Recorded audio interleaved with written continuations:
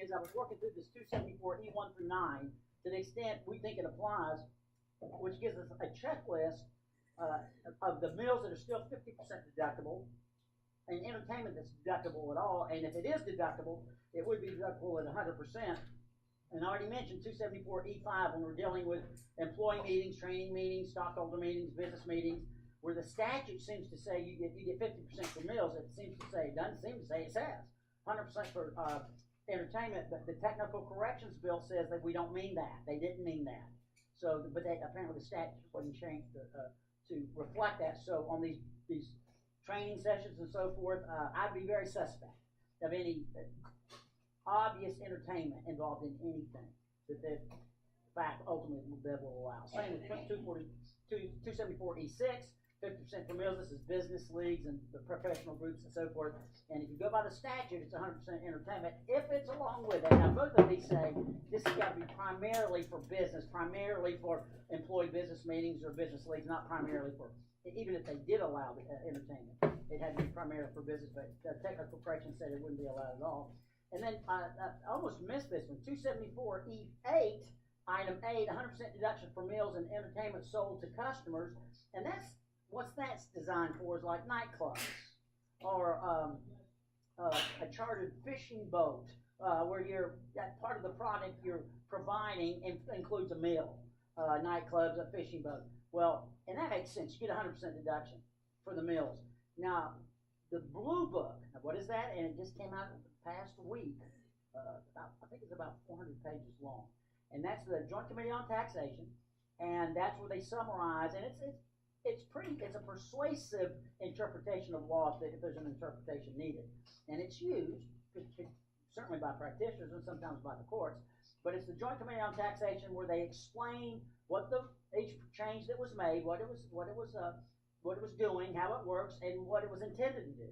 And in the Blue Book, which is more important than the technical corrections, because they're saying in the Blue Book E8 is supposed to be interpreted this way, they say 274E8 was meant to apply not only to meals sold to customers as part of your business, but for employees of a restaurant.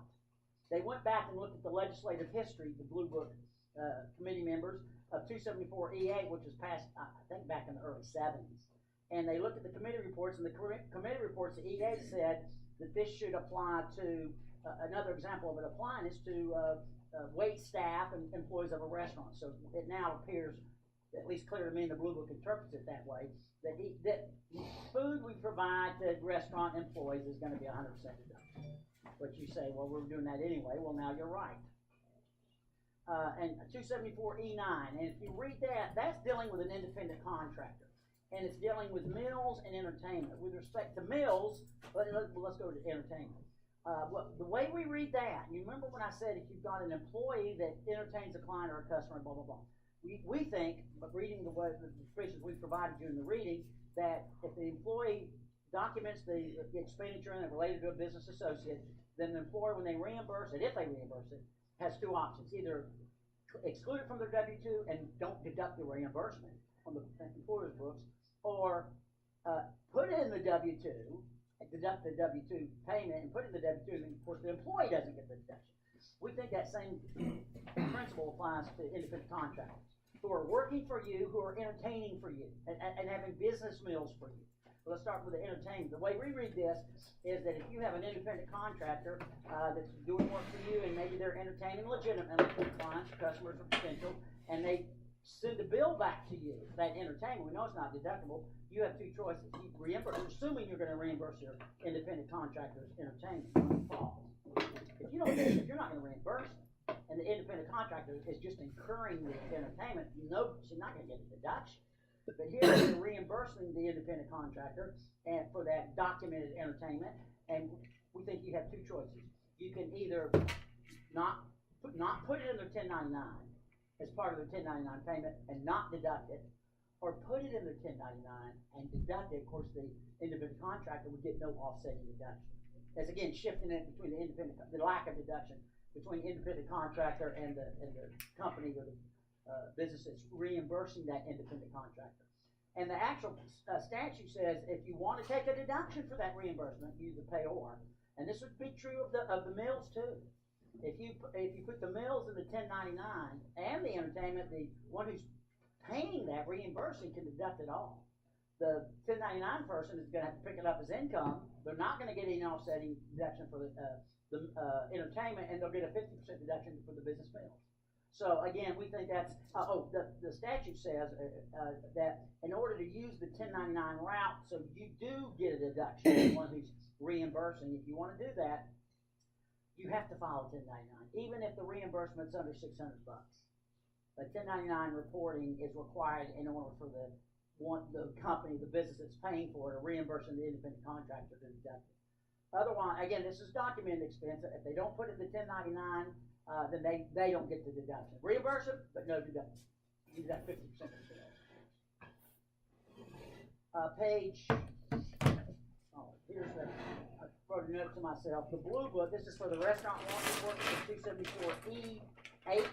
And the footnote 940 to the blue book says that legislative history in 274E8 supports the 100% deduction for meals and restaurant employees. So it's coming out of the blue book, footnote 940, for those of you with inquiring minds. Page 218, top of the page. IRS says 50% business meals continue to be deductible. There was a real question when they eliminated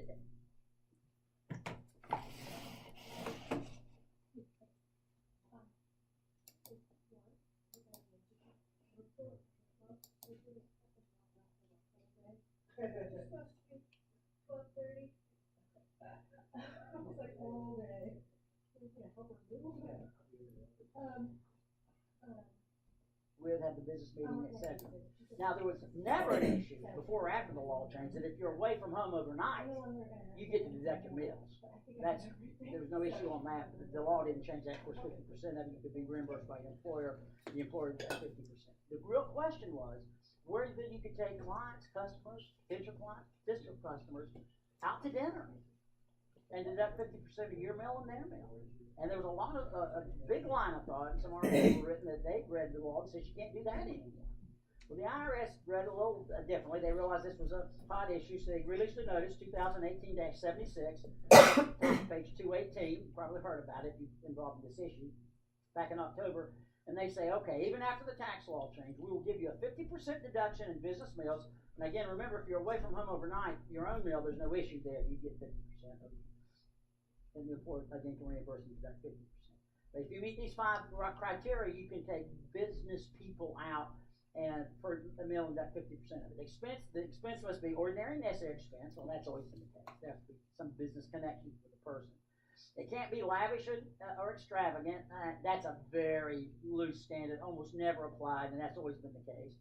The taxpayer or an employee of the taxpayer must be present at the meal. You can't just send a client out and give them a credit card or say, send me the bill, and then they go out and eat themselves. You got to, either you or the owner or an employee of the owner, the taxpayer.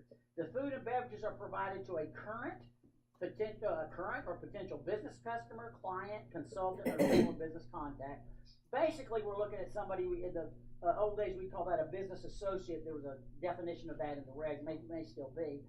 And it was basically anybody, the business associate you're dealing with that you're taking out, has to either is a client or customer existing, or you have a reasonable expectation that this person might generate revenues for you. They don't have to generate revenues, but there's a legitimate business reason for taking them out to dinner. And for food and beverages provided during or added entertainment activity, you can deduct the meals, not the entertainment costs, so long as the food and meals is separately billed or separately broken out from the entertainment. So if you're dealing with an entertainment situation, you're taking a client out for entertainment and meals. If there's just one bill and it's the entertainment, there's no meals broken out, reasonably broken out at the cost, you're not going to deduct any of it. Now, they give you some examples, and I'll give you that in just a moment. So, but you can entertain, not deduct entertainment, and eat, so long as you you have a breakout of charge for the meals. Note what's not in here. There's nothing in here that says directly related to or associated. It doesn't say anything for this business meal. It doesn't say anything about having a legitimate business discussion before or after. It didn't talk about a legitimate business discussion during. It doesn't require that. And I think they're right. It's not required anymore. That was required for entertainment. And we wrap that into business meals as well. Well, they've eliminated entertainment, so they don't need that test anymore, and apparently it doesn't apply to business meals. So the message here is take them out to expensive restaurants. Don't go to games and theaters. Take them out to the Angus Barn. Those of you from Raleigh, what's the big expensive restaurant in Greensboro? There's got to be a big steakhouse or something. What's the big one? You want to really impress somebody? Where do you take them? I drive to Raleigh and go to the Angus Barn, which is expensive. But that's the point. Now, a couple of examples they give us. And this is on, again, bottom of page 218, top of page 219. They give an example of a taxpayer, A, invites a business contact, a client, customer, potential, to a baseball game. That's entertainment. Purchases tickets for the game. That's entertainment. Can't deduct that. But while they're at the game, it buys a couple of hot dogs, maybe a couple of beers for them both. And it's separately, they charge for that separately, and they get that. Well, they can deduct 50%. The taxpayer can deduct 50% of the food that's separately billed from the entertainment. Then they give another example. This is example 2 on page 219. C invites a business contact to a basketball game, and C purchases tickets for C and D, and they're expensive tickets, and they give you the right to go to a suite. There's fancy suites, expensive suites at one of the big coliseums in Greensboro, or Smith Center, or whatever, as well where they have access to food and beverages. It's a one-cost ticket for the suite. The cost of the tickets and the cost of the food is not broken out. You can't deduct any of it because it's all deemed to be entertainment. And then finally, they give a similar situation where you take it to a suite and you pay for the suite tickets, but there's a separate charge and a separate invoice, separate billing for the food that's in there. You get it all you want, but there's a separate billing to the taxpayer, and that's okay. You can break that out. They say, now don't get cute. Don't pay $400 for the suite and say, $2 was for the ticket to watch the game and $3.98 was for the free food you got. Be reasonable. You always have to be in tax. But that's the main thing is they are giving us. I say giving us. They are eliminating the controversy over whether or not you can take a 50% deduction for business meals, for clients, etc. And the answer is yes, you can.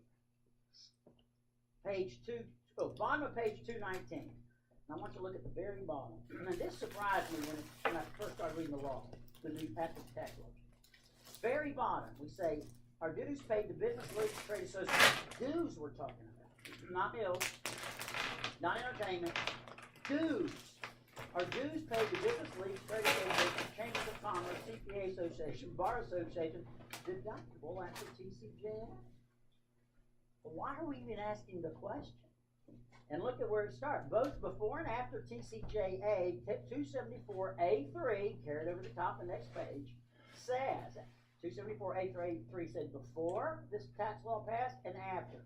Quote, notwithstanding the preceding provisions of 274A, no deduction shall be allowed under this chapter for amounts paid for membership in any club organized for business, notice we underline business, pleasure, recreation, or social. Now, we obviously knew that for pleasure, recreation, and social, but what about business? Now, I wasn't aware of that provision. And when the law passed, I'm looking at 274 and looking at see what they changed, and I read that and said, oh my goodness. They've taken away deductions for dues, my NCACPA dues, my AICPA dues, perhaps. Well, they haven't.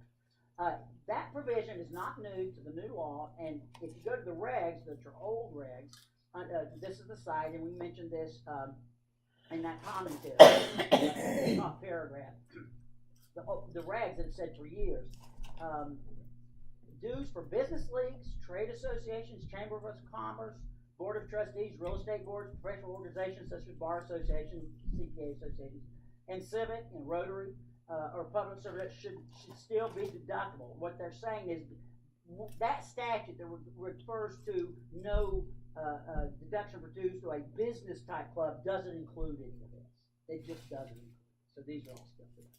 So all that's still deductible. Now, the AICPA had the same issue when they read it. And if you look at item 2, top of page 320, which was part of their commentary to the IRS, they said, make this clear. Because they said apparently Walter wasn't clear when he first read it. And maybe others. So make it clear, IRS, that this still applies. I'm sure it does. And so we still get that. Page 269.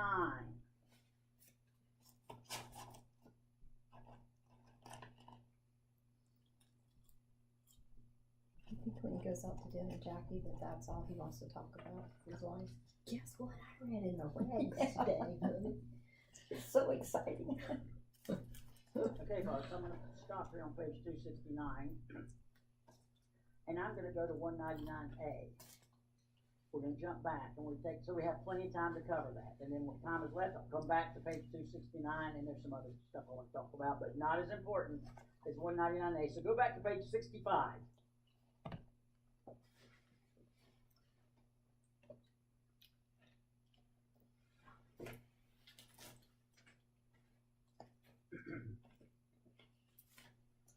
This is our chapter on 199A. I'll go ahead and let you know.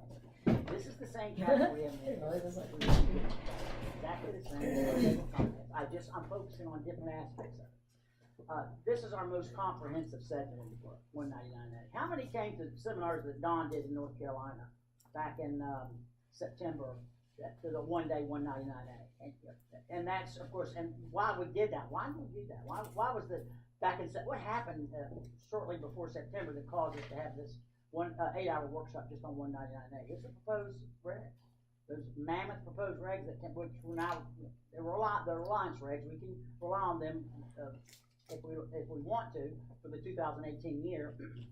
And those seminars took a day, and we could have spent more than that. I did them in other states. So we're going to spend probably an hour and a half, 2 hours on this in the context of this corporate business.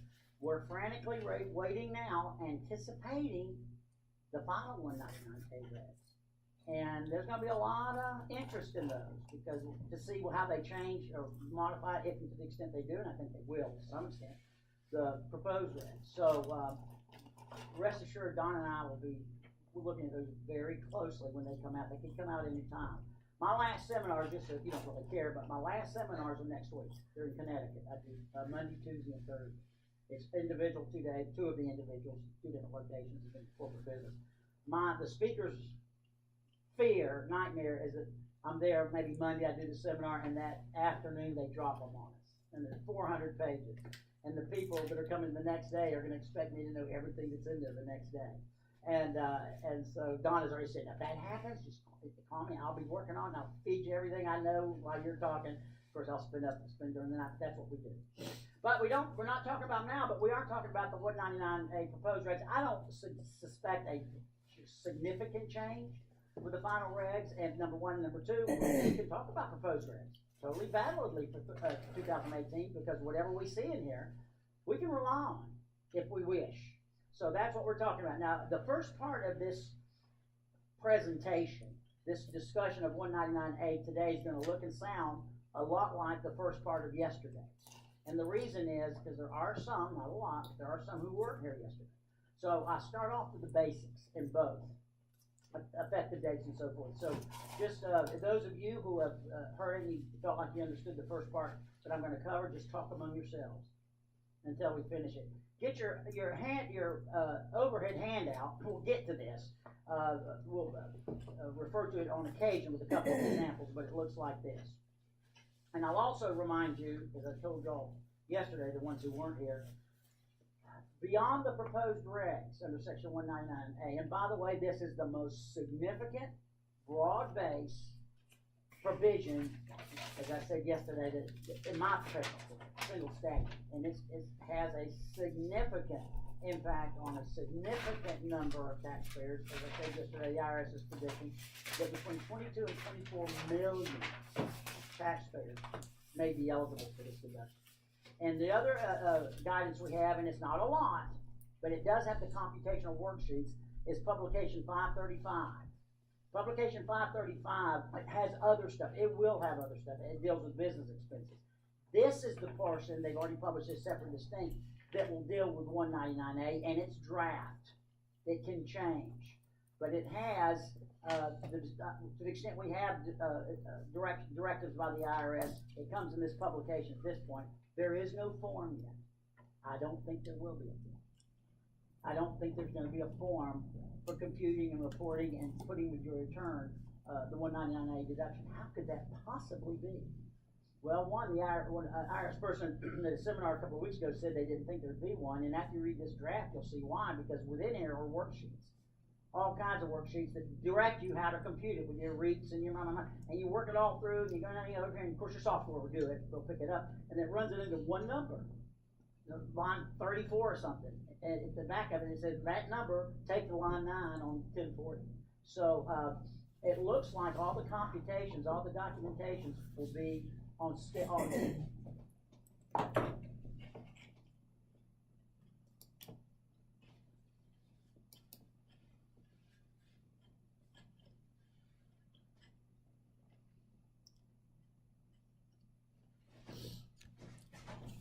that or something like that. Disclosure on aggregation will have to go with the tax return. And electronically filed, we've even heard it may be a PDF that goes with it. But we think that, and we're not sure of that, but we think the only thing you'll be actually be filing with the tax return is the aggregation election and the information that goes along with it. A couple of other things. The effective date. We mentioned this again yesterday. The effective date of 199A is the tax years beginning after 2017. Really very quickly, for those who were here, which is most of you, that raised an issue before these proposed regs came out. If we have a fiscal year pass-through, and folks, this could be a 1041 as well. They mentioned that yesterday. But you could have a fiscal year 1041. Estates 1041s are most times, many times fiscal year. So it'd be the same issue with the K1s going out to the beneficiaries, because the beneficiaries would be calendar year. But I use the example of a fiscal year S, and for example, a 9/30 year end, fiscal year S, IRS in the proposed reg says a fiscal year S, pass-through entity, that ends after 2017, the fiscal year that ends after 2017, that entire fiscal year will pass out to the 2018 individual shareholder, and they'll all qualify. So any fiscal year pass-through entity that ends during 2018, all the QBI for that entire fiscal year, which runs back into 2017, some of those months, that passes out in the 2000. K1 that goes to the shareholder if it's S corporation, and they're going to report it on their 2018 1040, and they're going to get the whole shebang for it. And the W-2 wages, I mentioned this yesterday.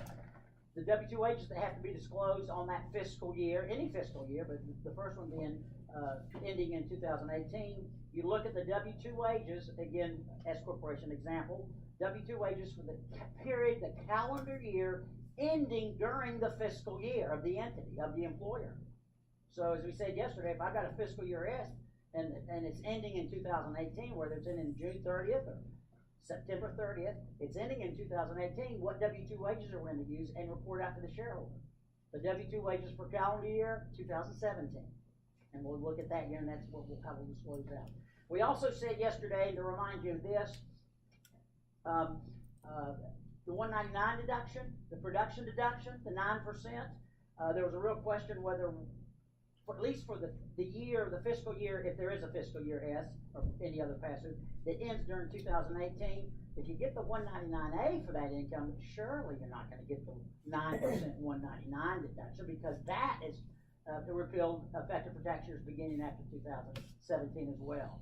But it appears, at least according to the instructions, draft instructions to Form 8903, and it's on page 2, I'm not going to read it, but it's clear here, it says that you do get it for the 199, the 9%, assuming it qualifies for both.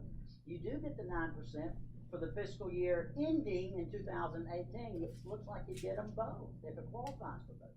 Now, having said that, the technical corrections bill and the blue book say that was not intended. The technical corrections bill said we would clarify that if it's passed. The blue book said it wasn't intended, but it may require technical corrections, and said the intent was that any income that qualifies for 199A will never qualify for Section 199. It qualifies for the 20, not the 9%. But that's, they said what was the intent. We'll look to see what these forms say when they're in final draft 8903. I bet it still says that. And I think probably technically they're right, based on how the effective dates are being interpreted under the current statute. I said yesterday, and I'm going to hit this again for those who weren't here, for those fiscal year entities like an S corporation ending 9/30 or 6/30/2018, for that to flow out to the 2018 return. Some of those returns have already been filed, those 1120Ss. We've got to disclose, if they're going to take it on the 2018 return, the individual owner, we got to disclose on the K1, we got to disclose the QBI, the W2 wages, the UBIA, the unadjusted basis immediately after acquisition, whether or not the trader business is an SSTB or not, it's got to be disclosed. But the 2017 K1 doesn't have that. Doesn't have any directive on where you put it. And what we say, unless they give us more guidance, I'm gonna go through this in detail, but it's because I did yesterday. But it's on page 1 of your handout, and this is what we're saying.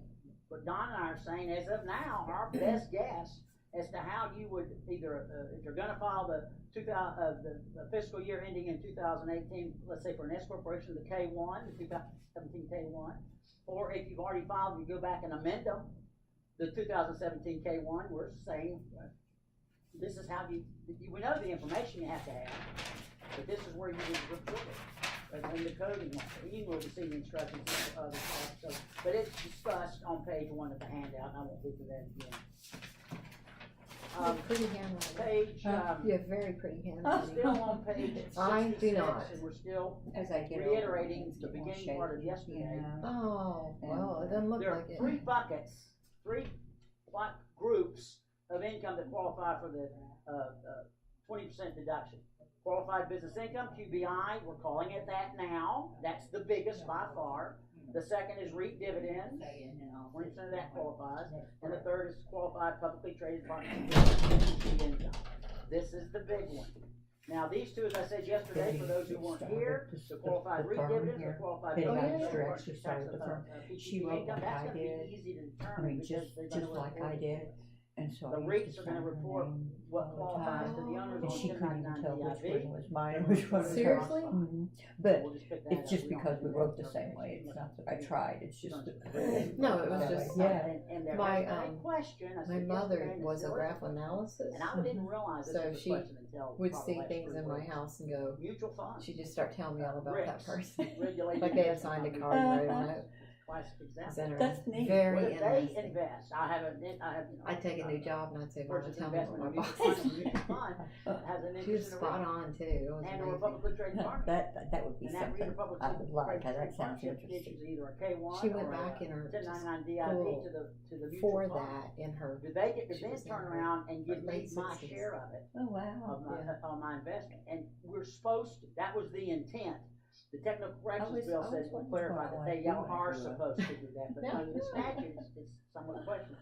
So we'll have to just see whether our mutual clients who invest in mutual funds that have in turn invested in REITs, invested in Slow on that PTP, publicly laptop. traded I partnerships, bet he unplugged it so nobody would trip on it. whether they disclose your share of the either PTP income and or REITs, passing out the investment earnings. And finally, with regard to publicly traded partnership income, I said that's going to be fairly easy to identify because that's going to be on the PTP 1065K1 coming to the owner, the partner. It's going to designate that you're a publicly traded partnership, and they're supposed to disclose in box 20. There's designations here, but one of the things they're supposed to disclose is any PTP income that's coming out. Yes.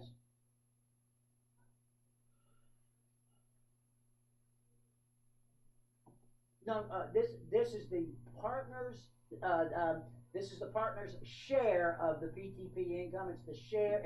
Now you may have this could apply to a partnership as well, other than a PTP, and it could be QBI. It's their share of QBI if there's QBI involved. Share of W2 wages, the 10% partner.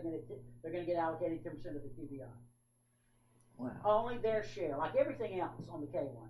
It's what your shares, and that's true. Everything to deal with 199A on a pass-through is your share of those items. And in addition to W2, it's on your generic K1, a PTP that's issuing a K1 will designate how much PTP income, your share of it as an investor.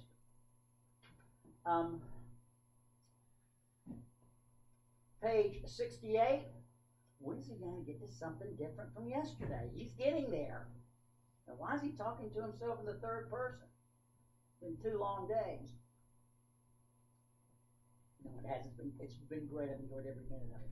Now this I just want everybody to be aware of. This is draft publication 535 that was released. I think the date on is January 7th. We are all anxiously waiting. We're looking on page 68. We're looking on item C, characteristics of a separate trader business. When you look at the very top, item 2, we're looking at a discussion of what is a trader business. And as I reiterate from yesterday, to have a qualified trader business, to have QBI, first you've got to have you have to have a trader business. Then it has to be a qualified trader business, which most businesses are. So we've got to identify any trader business versus what? Versus investment type operation. And as I said yesterday, the vast majority of business operations, if they're trying to make a profit, they're not a hobby, they're going to be a trader business. The issue is with rental real estate, and it continues to be with rental real estate, and we're hoping the final regs, or maybe proposed regs that come out at the same time dealing with just this issue, the IRS is going to give us some guidance as to when and to what extent rental real estate is a trader business. Because if it's not a trader business, it can't be QBI. It's not because they carve out rental real estate from QBI, it's because you got to be a trader business first. So in the draft, publication 535, and we just talked at the top of page 68 about some discussions and articles written in the past, whether and to what extent rental real estate, whether commercial or residential rental, is a trader business. My personal view is, if you look at all the court cases, and what I hope the IRS does, the Treasury does, they'll take a very liberal view, pro-taxpayer view of trader business when it comes to rental, as though it is a trader business. Now, let me pause there. I almost always get the question, well, if it's a trader business and we're trying to get it to be a trader business, we want it to be. So we get QBI, assuming it's generating net income. Should we be filing 1099 for any service provided to that rental activity of $600 or more? And what's my answer? Yes. Well, what if we haven't? Is that, lack of a better term, it's a technical tax code, does that screw us? And the answer is no, it's not helpful. Your position would be it's a trader business all along. I just failed to file the 1099s. I just got failure to file 1099 penalties. But it doesn't help your argument by not filing 1099s. Well, should I start filing now if I haven't in the past? Yes. Start filing them now, which will bolster. And why is that the point? Because 1099s do not have to be filed by investments operations. They only have to be filed by a trader business. And when the rental becomes a trader business, once you've assumed it has, then you file the 1099, and that supports your argument that it's a trader business. Doesn't dictate it, but it supports your argument. And then the only thing, and we're starting, grasping on any little language we can get from the IRS, and this is from the publication, it says the ownership of rental real property does not, as a matter of law, constitute a trader business. Now remember, folks, this is a publication. It's actually a draft of a publication. It may very likely be that the regs that come down give us a lot more guidance. I don't know. I don't know if the people in the IRS that is drafting this have taken a peek at the final regs. I don't know if this reflects maybe something that's going to say in the final regs. I don't think so, but I don't know that. But back to this publication, it says ownership of rental real property does not, as a matter of law, constitute a trader business. Not automatically a trader business. It's an issue which is ultimately one of fact, in which the scope of your activities in connection with the property must be so extensive. I hate that language. Have to be so extensive as to give rise to a stature of a trader business. That sounds pretty high level to me. And I don't think case law supports, if you interpret it that way, it's got to be so extensive. How about just, you have to have some. You have to have some management. But nonetheless, that's the language they use.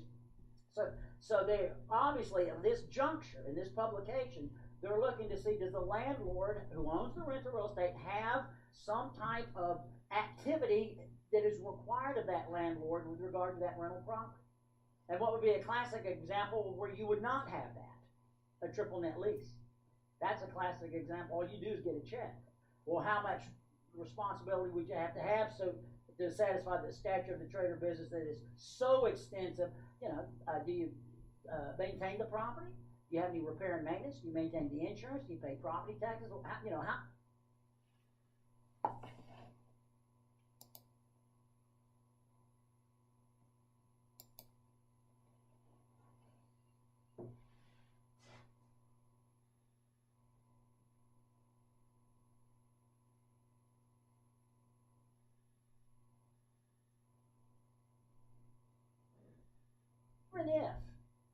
the rental property is determined to be a trade or business because there's a lot of, the owner has, the landlord, the lessor has responsibilities of the lease, but it's owned by an LLC, and the owner of the LLC, or the owner they're looking at, is just a passive owner. They don't have any involvement at all in that.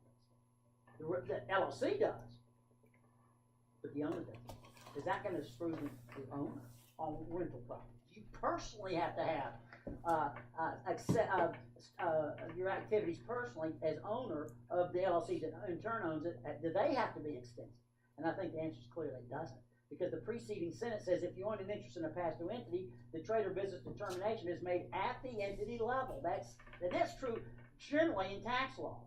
Characterization of gains and losses and where you can deduct things in a partnership is based on it's a partnership where you determine to see what the partnership does. And with an S corporation, is this S corporation? You're looking at S corporation for characterization. And they're saying this is the same. So my view is, at least reading that, and I think it should have been anyway, that if I got an interest in a LLC or S corporation or whatever, and I'm totally passive, I don't do anything with the real estate, but the LLC does. The LLC is the landlord, and it has whatever it requires that they have activity so extensive to give rise to a trade or business, then that designation or determination at the entity level will control for all the owners. And it could be a management company. You don't do it personally. When you hire, if you own multiple commercial buildings and you have responsibility to manage that property, and you hire a management company to do that, isn't that management company your agent? Aren't they working for you? Don't you impute their services to you? I'm just contracting out my obligations. That should be fine, so long as the management company, their activities rise to the level that would be imputed to the LLC, which in turn would be the trade or business that would go to the owner. Yes, sir. Yeah, the Schedule E, will it be an issue? That's the whole question, because we're reporting rental on Schedule E. Just because it's on Schedule E doesn't mean it's not a trade or business by any means. But or are you thinking in terms of the fact it's not subject to SE tax? Are you thinking along those lines? Is that a factor? Because if it's on Schedule E, it's not, and it's not.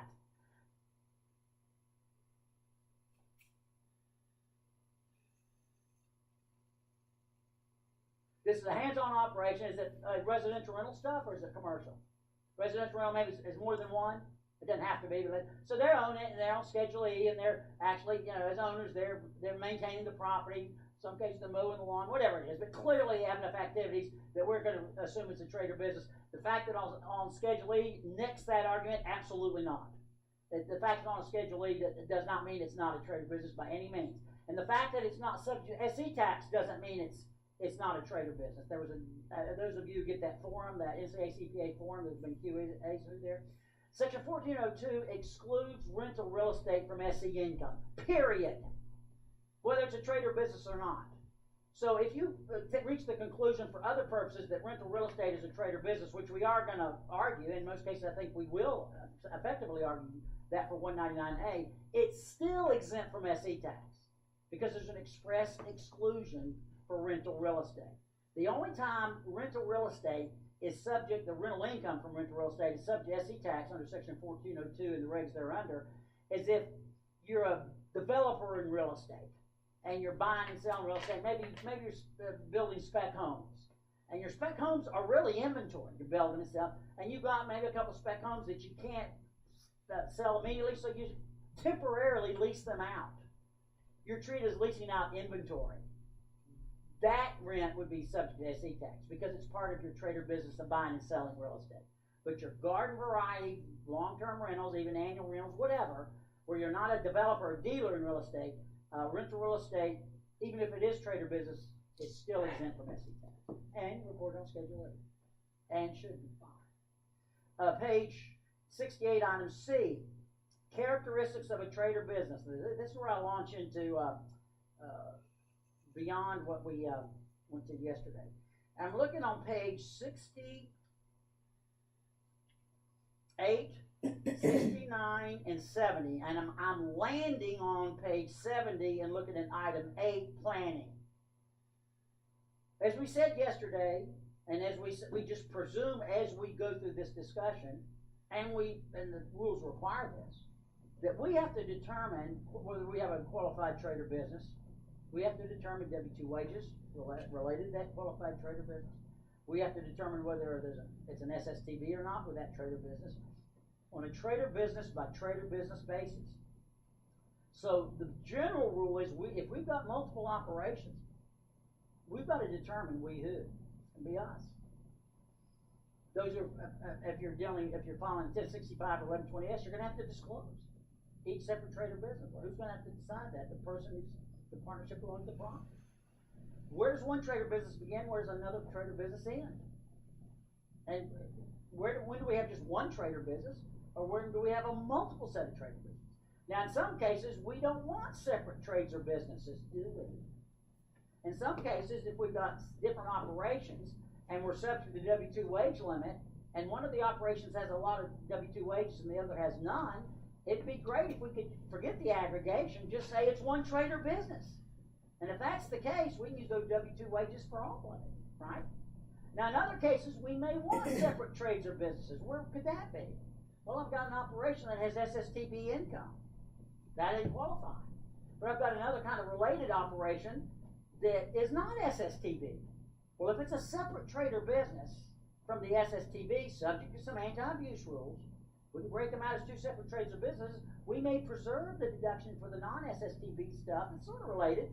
And while we've got the tainted SSTB, if it's all part of the same SSTB, even though parts of it would be a non-SSTB, then it's all going to be tainted. So sometimes we do want to break out in separate trades, but how do we do it? And can we do it? And how do we identify? There's no ironclad test anywhere. The best we have is under section 446 dealing with accounting methods, because that's based on a trade or business by trade or business basis. On page 68, 69, 70, Don did this segment, summarize some chief counsel advisory, some cases, there are not a lot of them, on analyzing whether in a certain situation for accounting method purposes, do you have one trade or business or separate trades or businesses? And bottom line, this is item 8 on page 70, planning. When you distill what little authority we have, these are the features they look at to identify separate trades or businesses. Now, this is not an ironclad test, it's gray, but we've got to have something we can check off. If we're trying to make the case that they're separate trades or businesses, we want to see that each business has its own separable set of books. Of course, with computers, it's hard to have separate, but even within a computer, you could have a separate accounting system for each one, at least technically. So we're looking for separate sets of books for each. That supports the argument, doesn't demand it, but it supports the argument it's a separate trade or business. We'd like to see that each business is in a separate entity. It doesn't mandate that. We could have a Schedule C. We saw examples yesterday in the problems, and the examples where a Schedule C had X, Y, and Z, separate trade or business, all in a Schedule C. So it doesn't have to be, but if you do have it in a separate entity, tax entity, that supports your argument that it's a separate trade or business from another trade or business. So, for example, if you have two divisions, two operations that might be the same trade or business, and you want them to be separate. Well, why would you want to be separate? One's an SFTB and one's a non. Well, what would help would be put them each, the one you want to break off, in another S corporation, brother, sister S. It just looks and smells more like a separate thing, doesn't it? Has its own return, it's got EIN, it's got, and you'd want it to have its own payroll if you've got it. And each business has its own employees. So you're doing your own payroll for each one, and if you can, each business is located in a different geographical location. But none of this is a mandate. And there are some situations they're not in a separate geographical location. So these are the features or factors they're looking at to determine whether it's one. If they've got the books are not separable, they're in the same entity, and they operate out of the same facility. That all indicates that it looks and smells like it's the same trade or business. If they have all of these elements, it's more like they're separate trades or businesses. Now, the Blue Book gives us a little more discussion. The Blue Book dealing with 199A, again, it's long, I just want to read a couple of things here. In the Blue Book, where they define or describing these provisions, when it deals with rental real estate, let me just read what it says. It's just a couple of sentences. It says, for example, assume an individual owns a rental building in which the ground floor space is rented to 3 unrelated commercial establishments, a coffee shop, a dry cleaner, a newsstand, and the upper floor is for apartments. So you got a multi-storied rental building, you own it. The bottom you're renting to commercial outlets, a coffee shop, a dry cleaner, a newsstand. Above is residential rental. For tax purposes, the individual accounts for the rental activities with respect to the entire building use the single set of books. So we're using the same set of books for all these, the rentals, some are commercial, some are residential rental. Assume further that the individual materially participates in the rental activity. Now let me pause there. They use this is the blue book, and we're trying to hang on to everything. They're saying assume the owner, the landlord, materially participates. They use the term material participation. It doesn't necessarily mean what it means exactly in 469. They don't say material participation in 469. Clearly, they don't use singles, but that's the phrase they use. And when they use that, they're saying they're reaching the conclusion: if you materially participate in that rental activity, real estate activity, it's a trade or business. That's the phrase they use here. And the other one, in the publication, they use the phrase, what they say? The scope of your activities are so extensive. In the blue book, they're saying you materially participate. Now, that means whoever owns it. That could be at the entity level. So we're starting to build a case. It appears they're going to require, whatever the final rules we get, some type of participation of some sort, activity, responsibilities of the landlord before that real estate, whether it's residential or commercial, rises to trade or business. It appears to do that. And they say, I've got same books, rise to the level of a trade or business. They say it's all in the same building, it's one trade or business. And that example, as opposed to two trades or businesses, maybe the residential versus it says because a complete separable set of books and records is kept for the entire building, and all under one set of records. The real estate rental trade or business is a qualified trade or business in the TOTO for Section 199A. But then they come down and they say to be separate. So once a taxpayer has made a threshold determination that its activities rise to the level of a trade or business, the taxpayer must determine, blue book, this is blue book, whether it is carrying on a single unified trade or business involving one or more activities or multiple trades or businesses. And the determination is a question of fact. And they go on to say Treasury regulations provide that activities are not considered separate and distinct trades or businesses unless they each keep a complete and separable set of books. So right off the bat, that's an important feature. Now, I can't say if that controls all by itself, but at a minimum, if we're trying to argue separate trades or business, we need to be able to support. We have to keep separate books, separate ledger, separate financial statements, whatever they are. That's easy to do. You got software. Courts evaluating whether activities are separate and distinct trades or businesses have looked to factors such as existence of common management, use of shared office space, use of shared employees. The more you're sharing of office space, management employees, the more likely you're the same trade or business. Now, all this gets back to, do I have one or more trades or business? Now, remember, we've got separate activities and operations. And how we classify them under 469 is irrelevant. They make that clear. The grouping of activities under 469, irrelevant for 199A. But if we're looking at multiple operations, and we got W-2 wages for one and not W-2 wages for the other,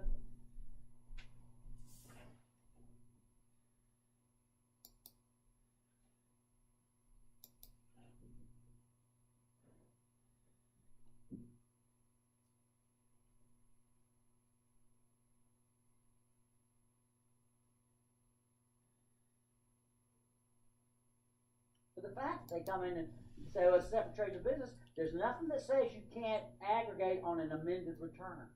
It doesn't say you have to aggregate on the timely filed return. In fact, we're not even sure you have to disclose it yet. So I see no reason we shouldn't take a fairly liberal and broad view, if we need to, of a single trade or business, even though there are separate operations. We have same book, same sharing employees, sharing management. I mean, that's what they seem to be saying. Oh, that's real definitive. That's what we're dealing with. Page 71. Back to the formula, not back to it, but from yesterday.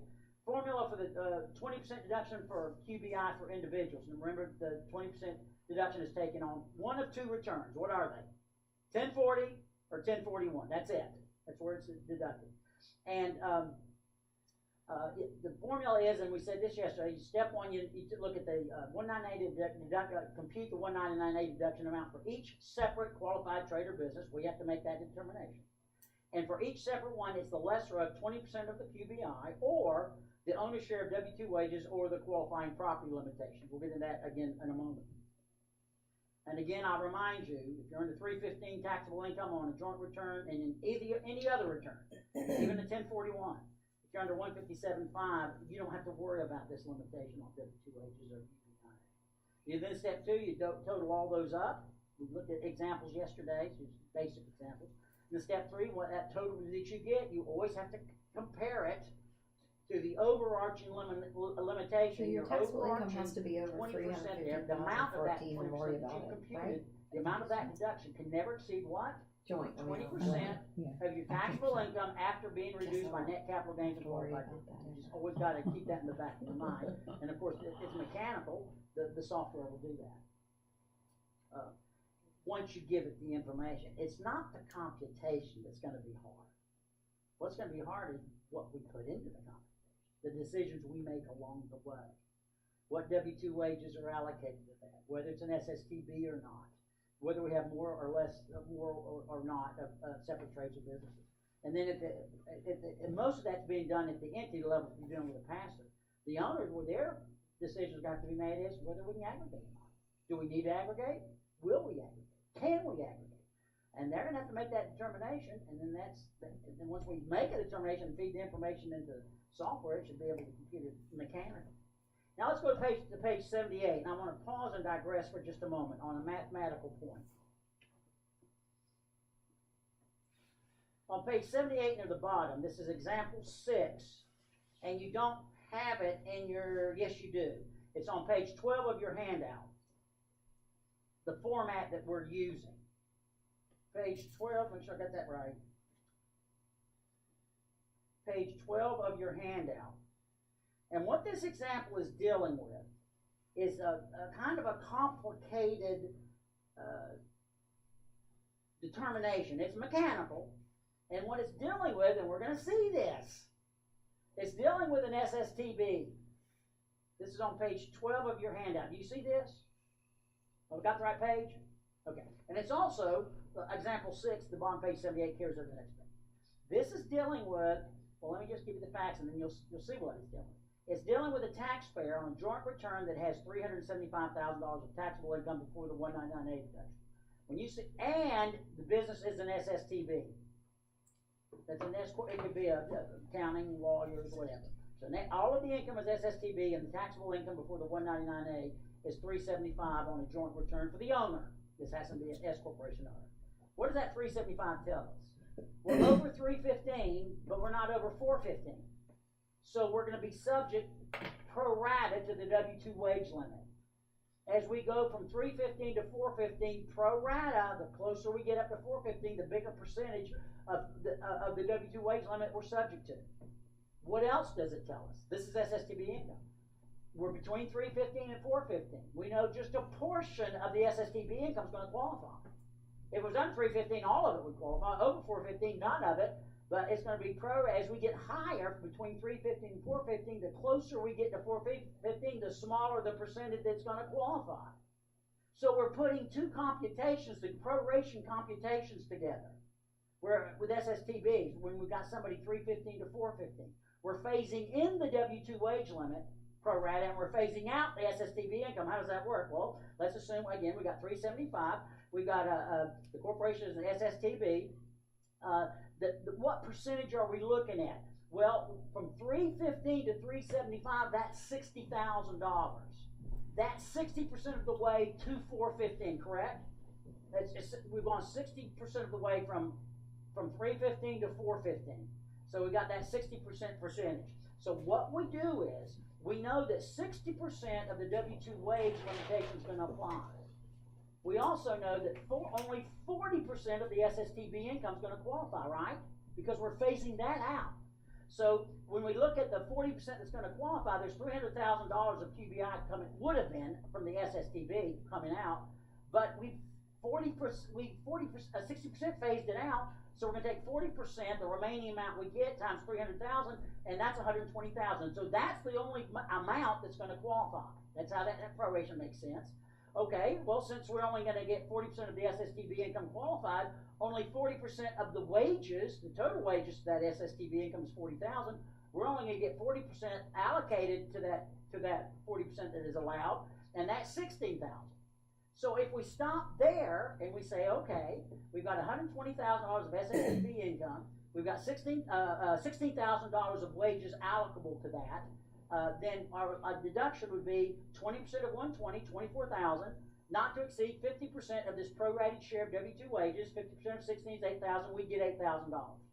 So the limit, if we stopped here, the SSTB limit, the W-2 limit, would cost us $16,000. But then the problem is we're phasing in only 60% of the W-2 wage limit. So what we do is we take that 16, we apply by the 60% phase in of W-2 wage, that gives us $9,600. We take the 24,000, we reduce it by the prorated 9,600, we get 14,400. It's just as simple as that. He didn't really just say that. Now there's another way to do it. Key it into the Much return. It's the Walter Nunley method. And this is it. Now, it's the Walter simplified formula for phase out of with SSTB at the same time you're phasing in the W-2, which is what we just did. Step 1, determine SSTB income. What is In SSTB? your materials. Step 2, determine W-2 wages. Step 3, multiply SSTB income by Avogadro's number. It's That's like the number of molecules in a mole. That's 6.82 times 10 to the 23rd. I remember that from 10th grade. Step 4, divide W-2 wages by E equals MC squared. It's amazing how it comes out. Step 5, add the results in steps 3 and 4 together. Step 6, take results in 5, mix it with the eye of a newt, cook it over an open fire for 6 hours, and you'll get your answer. He went off through all that just to make that funny point. No, I didn't go through it. There is a formula for it. And we can take a little time and go through it, and it makes sense to you once you've got the parts. Your specified service, but if you try to trade, or explain business. it, now Don's better explaining that example than I am. Services in the field of health, law. So he actually explains it, and he actually goes through it. I choose the font. Specified. I want you to know there is such an example. By the way, that comes out of the proposed regs. And there is a way to do it, but I think my 6-step system is simple. Page 79. Specified Service? service, Okay, service. service, trade, business, Yeah. I never have heard of it before. which is like the Accounting, really, law, engine. yes, Net really capital like gain, personal which service. means net long-term capital gain. Okay, okay.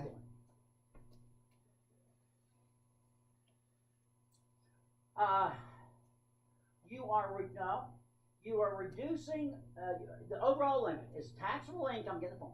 Taxable income reduced by net capital gain, which by definition means net long-term capital gain, which means you don't have any net capital losses because you go overall net capital, long-term capital gain. Because if you have a net short-term capital loss, that goes into net capital. That reduces your net capital gain. Computation. So it's 20% of taxable income less net capital gain, which means net long-term capital gain, less qualified dividends. Okay, your question is, what if I've got an overall capital loss of $3,000, actuarial, which I've reduced taxable performing income? arts, Okay. Do I add that back in? consulting, You don't. You don't. athletics, That's not. It's just not one of the factors in the computation. It's taxable financial income. services, Plus net brokerage capital gain, services, which once you've reached that investment conclusion, there is no management. net capital loss because net capital gain means just that, and then qualified dividends. Okay. But I like your question That group of people. for a couple of reasons. This is the Okay. second day you've been here, right? Well, it's the first day. That's why you're asking questions. You know why? Because you're still interested. You're showing you're that's why feigning most interest guys don't in the qualify topic and because what we're they're in talking that about. groove, And that really kind of. most of them Excuse are me. over that 315 or 415 I got verplumped for just a moment. income limit. The reason is there are times you're going to be stunned by it. Not What's your most name? of them, but a lot of Jack, you'd be stunned by this. Most of these people have come. They're almost 16 hours into this thing, and you're going to be stunned by this. But there are times I believe that I'm the only one that's listening to myself, and sometimes I tune myself out. And the fact that you're showing enough interest, and it's clear you've only just, if you were here yesterday, you'd have been going long ago mentally. So I do appreciate the tense of interest in what I'm talking about. Page 79, item E, qualified business income. We hit some of this. I want to hit a couple of other things. And now we're assuming we got a qualified trader business, and then we're saying some elements beyond just your operating trader business income. We talked about the 751A hot asset rule, the ordinary income or aspect if you're selling a partnership interest. That ordinary income gain is going to qualify, as we said before. 41A adjustment, we talked about this. This is for accounting method changes that are made from 2018 or thereafter. And if you do accounting method change, and we're going to see quite a few this year because of the relief on accounting methods, particularly going from accrual to cash. It's 2018, and if it's a negative 41A adjustment, meaning it's a net deduction, it reduces your QBI. If it's a positive 41 adjustment, that means it increases your net income. It's going to go into QBI. You get 20%. And you're here on your day off. I did address this yesterday. Losses suspended in tax years ending after 2017. What I said was, if you've got a loss, if you're looking at QBI and you've got an operation that's generating a loss, if that loss is suspended for regular tax purposes, it's suspended for QBI determinations as well. So if I've got a $100,000 loss coming out of a partnership, it'd normally be a negative QBI, but it's passive and it's suspended. I don't count it. I don't throw it into the computation unless and until it's released. And in that year I will. But what about carryovers? What if I have a passive loss that's coming in $100,000 that was suspended prior to 2018, maybe in 16, and it carried to 17, and we didn't have any passive income, and now it comes into 18. And I got a pre-2018 carryover passive loss into 2018. And then we know we haven't used it yet, but then we free it up. That is, we maybe have passive income. Maybe we disposed of the passive entity, the interest. And when you dispose of the interest in the suspended loss entity, 469, doesn't it free up the loss? So maybe we've done that. So now that $100,000 is freed up on a passive loss that was suspended, but it was generated prior to 2018. Is that freed up pre-2018 passive loss, it's freed up in 2018, going to reduce our QBI for 2018? No. We don't want it to, do we? I mean, that's a good thing.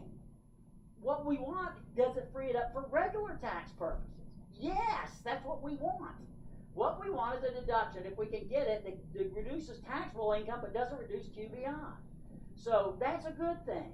That the pre-2018 suspended loss, it could be suspended for other reasons. Because you may not have had enough basis in your stock of an S corporation. And then you got enough basis in 2018 to free that up. If it was originate,